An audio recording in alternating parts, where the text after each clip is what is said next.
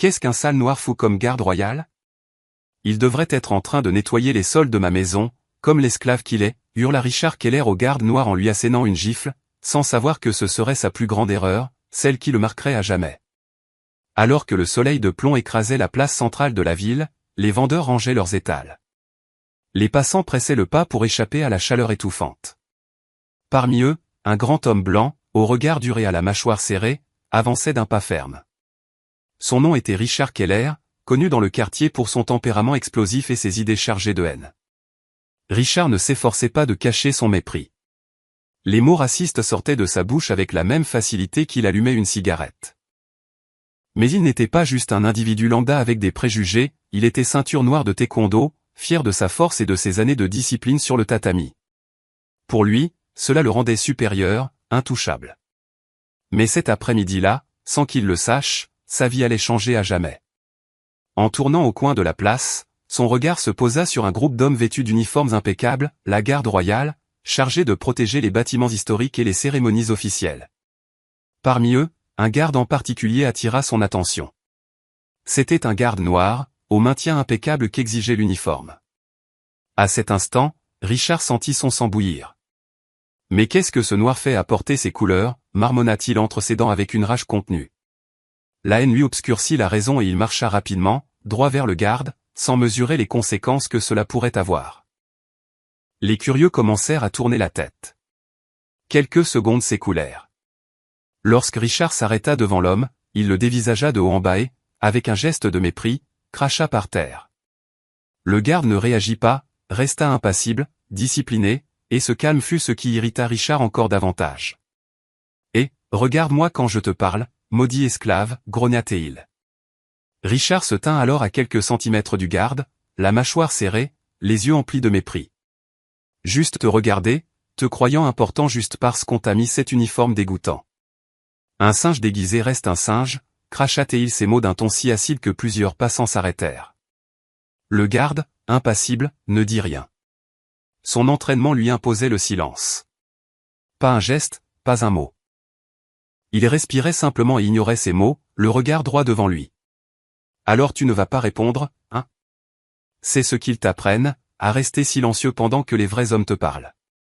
Richard lui donna un coup de doigt sur la poitrine, cherchant à briser ce calme qui l'énervait plus que n'importe quelle réponse. Le silence lui était insupportable. Il sentait que chaque seconde que le garde tenait sans réagir était une défaite personnelle, et Richard avait besoin de continuer les insultes. Juste regarde. Ta peau souille cet uniforme. Tu devrais nettoyer les rues. Tu sais ce que tu es? Une blague. Une erreur. À ce moment-là, le garde déglutit. Il bougea à peine les lèvres. Les muscles de sa mâchoire se crispèrent. Il savait qu'il ne devait pas répondre, que c'était interdit, que son devoir était de garder son calme. Mais le venin de ces mots, le regard arrogant de Richard, le poussait contre une limite invisible. Richard, voyant qu'il lui prêtait enfin attention, sourit cruellement. Il se pencha encore plus, sa voix, à présent presque un grognement. Tu n'es rien et tu ne seras jamais rien. Je pourrais te faire tomber tout de suite, comme la vermine que tu es. Les veines du cou du garde se marquèrent davantage. Ses mains, fermes à ses côtés, commencèrent à trembler à peine. Mais Richard, le visage rougi par la rage, continuait à cracher son venin comme un chien enragé. Tu te crois un soldat? Tu ne mérites même pas de me regarder dans les yeux. Tu es moins. Quoi? C'est ce que tu es, une putain d'erreur qui ne fait que porter un uniforme, cracha Richard si près que des gouttelettes de salive tombèrent sur le menton du garde. Et soudain, un homme âgé dans la foule parla d'une voix tremblante mais ferme. Il fit un pas en avant. S'il vous plaît, monsieur, calmez-vous. Ce n'est pas bien. Partez avant de vous attirer des ennuis. En entendant cela, Richard tourna brusquement la tête vers lui, les yeux allumés, les poings serrés. Et vous, qui diable êtes-vous? Ne vous mêlez pas de ceux qui ne vous regardent pas, rugit-il en levant la main dans un geste menaçant. Éloignez-vous ou vous finirez comme cet incapable.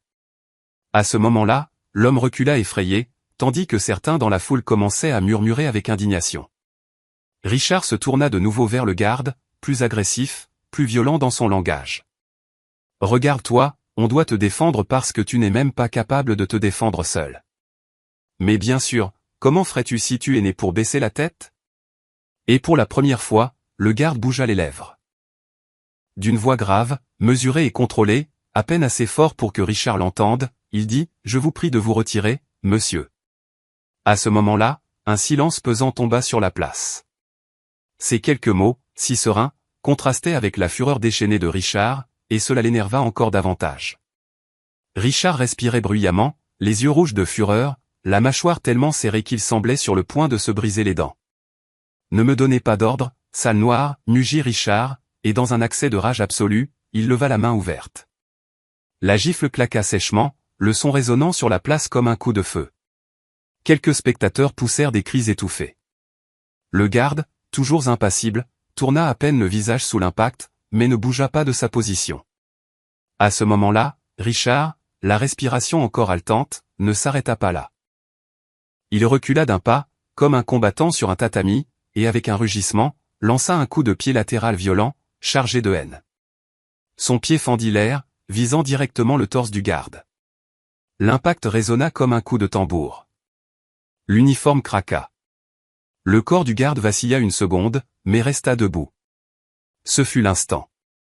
Le garde leva la tête, plantant son regard dans celui de Richard. Pour la première fois, ce n'était plus seulement la discipline qui brillait dans son regard, c'était une rage contenue, une dignité blessée et une décision qu'il ne pouvait plus contenir longtemps. La foule savait qu'ils étaient à quelques secondes d'assister à quelque chose qu'ils n'oublieraient jamais. Soudain, le garde, avec son uniforme impeccable, mais le visage durci, respirait profondément. Le coup avait été clair, public, direct, et c'était la ligne que Richard avait franchie. Le silence fut rompu par la voix grave du garde, à présent ferme, projetée avec autorité et sans perdre sa posture. Dernier avertissement. Reculez immédiatement, monsieur. Malgré l'avertissement du garde, Richard, haletant, les veines du cou gonflées, lâcha un rire nerveux. Et si je ne le fais pas, quoi? À ce moment-là, le garde fit un pas en avant. Ce ne fut pas un mouvement brusque, mais sa seule présence, la rigidité de son corps et son regard fixe firent reculer plusieurs spectateurs. Je vous rappelle que vous agressez un membre de la garde royale en service. Si vous continuez, vous serez maîtrisé par la force. À cet instant, le murmure de la foule s'intensifia. Richard, sans se soucier de rien, leva la main de nouveau dans un geste de défi. Mais cette fois, le garde se déplaça plus vite. D'un tour sec, il bloqua le bras et le tordit vers le bas. Le craquement de l'articulation fut suivi d'un cri déchirant de Richard. Richard continuait de se tordre sous la pression du garde. La sueur coulait sur son front, mêlée à la rage et à la douleur. La foule l'entourait en silence, attentive, seulement brisée par les halètements de l'homme blanc et les sirènes qui commençaient à retentir de plus en plus près. Mais au lieu de se rendre, Richard rugit comme un animal acculé. D'un mouvement brusque, il réussit à faire pivoter son torse, frappant le garde de l'épaule et libérant partiellement son bras. Mais cela ne servit à rien, car le garde, entraîné pour de telles situations, réagit avec précision. Il bloqua le coup d'un mouvement sec et, de l'autre main, poussa Richard au sol, le maîtrisant par le dos. Restez au sol. Vous êtes sous le contrôle de la garde royale. La police est en route, tonna la voix du garde. Richard, hors de lui, cracha de la terre et cria de rage. Vous n'allez pas m'arrêter, maudit. Vous n'allez pas m'humilier devant tout le monde. D'un effort désespéré, il réussit à prendre appui et à donner un coup de pied en arrière, effleurant la jambe du garde. Le mouvement arracha des cris au public. Il était clair que Richard était prêt à continuer l'agression. À cet instant, le garde ne put plus se contenir. Il bougea son genou avec fermeté, pressant le dos de Richard contre le sol, l'immobilisant complètement. Le silence devint plus lourd que jamais. Richard, sentant le froid du métal près de lui et le genou enfoncé dans son dos, commença à trembler. La peur apparut pour la première fois dans sa voix. « Lâchez-moi, sale noire. »« Non, balbutia-t-il, le souffle coupé. » Le garde, sans ménagement, répéta d'une voix d'acier. « Dernier avertissement. Cessez de résister. » La police est à quelques secondes d'arriver. Et soudain, les sirènes retentirent avec force au coin de la rue. Quelques secondes plus tard, 2 voitures de patrouille s'arrêtèrent brusquement devant la place. Les gyrophares bleus et rouges clignotaient sur les visages de la foule qui fit place immédiatement. 4 agents descendirent en courant, les mains sur la crosse de leurs armes, évaluant la scène en quelques secondes. En arrière, tout le monde en arrière, ordonna l'un des policiers au curieux, repoussant plusieurs témoins, les bras tendus.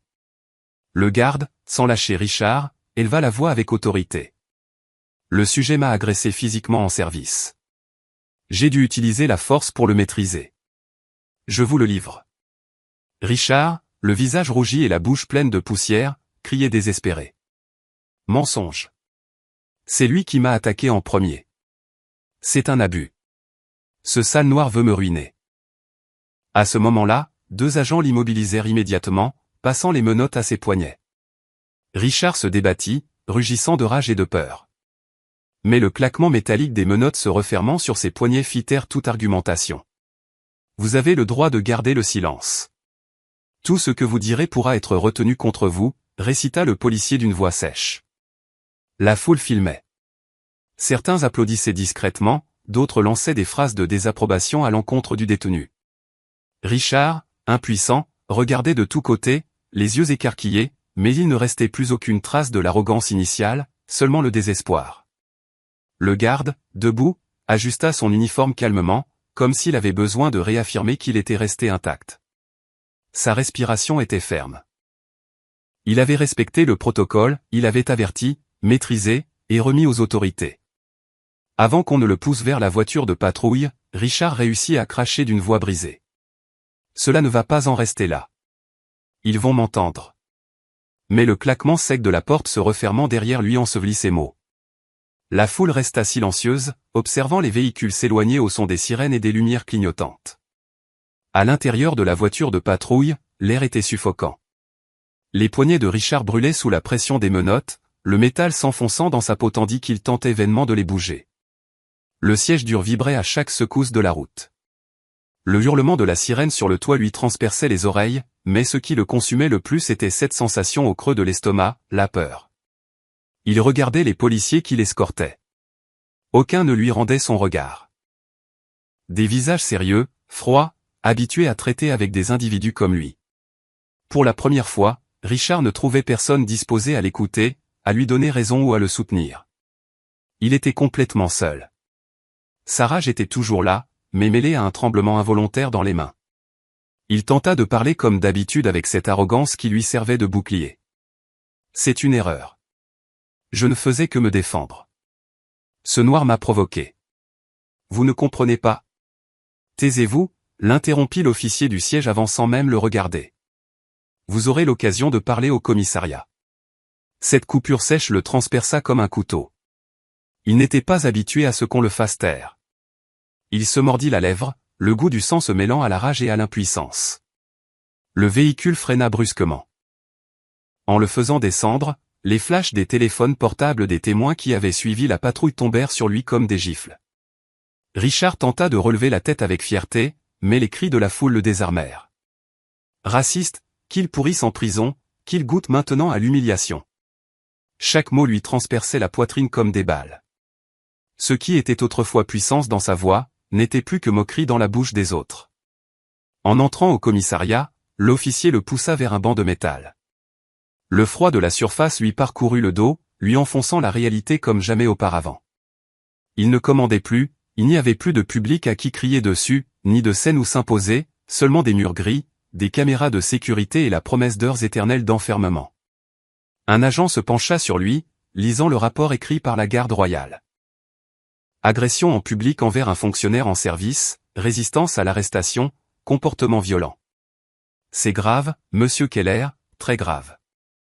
La voix officielle, bureaucratique, sonnait pire que n'importe quelle insulte. C'était le poids de la loi s'abattant sur ses épaules. Richard déglutit, mais sa gorge était sèche. La rage ne trouvait plus d'issue.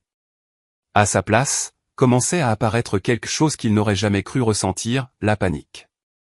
Pour la première fois depuis longtemps, il comprit qu'il avait perdu le contrôle, et ce qui l'attendait serait plus dur que n'importe quel combat sur un tatami. La porte métallique de la cellule se referma avec un claquement sec qui résonna dans les murs. Le son fut si fort que Richard sentit un frisson lui parcourir le dos. Il n'y avait plus de sirènes ni de gens filmant avec des téléphones. Seulement le silence, l'humidité et l'odeur rance d'enfermement. On le poussa à l'intérieur sans ménagement. La cellule était petite, un banc de ciment, un vieux matelas et une lampe jaunâtre qui clignotait par intermittence. Les murs portaient des marques d'ongles, des noms gravés avec désespoir, des vestiges d'histoire passée. Richard resta debout, les mains encore menottées. Respirant difficilement, il tenta de se convaincre que ce n'était qu'une formalité, qu'on le sortirait bientôt de là.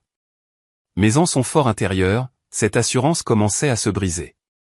Du coin le plus sombre, une voix grave et rauque surgit. « Qu'est-ce qu'on a là ?» Un autre détenu l'observait, les yeux brillants, assis dans l'ombre. Le sourire tordu qui se dessina sur son visage glaça le sang de Richard. « Un nouveau voisin », dit un autre depuis le matelas. C'était un homme robuste, avec des tatouages sur les bras, qui le regardait comme s'il connaissait déjà son histoire. Le gardien de la prison ferma le guichet de la porte sans y prêter attention. Pour lui, Richard n'était pas différent des autres, un autre homme maîtrisé par la loi. Richard ravala sa fierté et s'assit sur le banc de ciment, essayant d'éviter les regards, mais le silence pesait trop lourd. Le murmure des autres détenus grandit peu à peu, chuchotements, rires étouffés. Il n'avait pas besoin de connaître les détails. Les nouvelles circulaient déjà et tous savaient qu'il avait frappé un garde en public. L'un d'eux s'approcha, posant ses mains sur ses genoux, lui plantant son regard. « C'est toi, celui du garde, n'est-ce pas ? Celui qui insultait comme un chien. » Richard sentit son cœur s'accélérer. Il tenta de nier d'un geste, mais son visage le trahit. L'homme lâcha un rire sec et moqueur.